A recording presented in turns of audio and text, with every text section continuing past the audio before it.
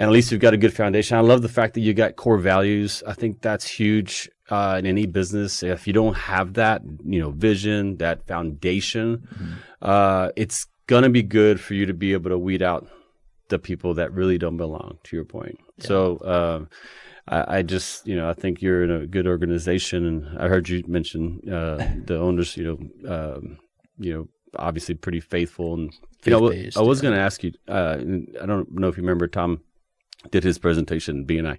Here we go, B&I. But I loved when he had his game-changing moments in life.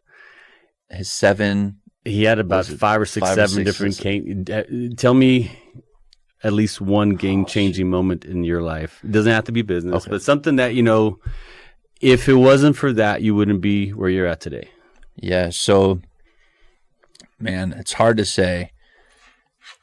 I don't want to catch you off guard. No. That's a great. It's something to think about, right? Because question. and maybe it won't pop up now. And I know there's been plenty, and you probably have some testimony, but maybe there's too many to choose from. Maybe it's sometimes things we take for granted, but we realize, hey, you know what, Well, see, and that's the thing. Like, I'm sitting here thinking, it's game changing that my pastor decided to continue to be my pastor after I thought I wasn't a Christian for a while. And I know this isn't a religious podcast, but there's that. And then there's meeting my wife. Mm-hmm. And then there's, I was going to be a teacher. And so I got the job of being a teacher. And then, or before that, I was going to be a coach. And so all of those things are like, okay, well, of course I have to talk about my wife, things like that. Or of course I have to talk about religion, but I'm just like trying to figure out, man, the game-changing moment. I think part of it was principle, like, hey, I'm not coming back. Mm-hmm. I do not like letting people down. Mm-hmm.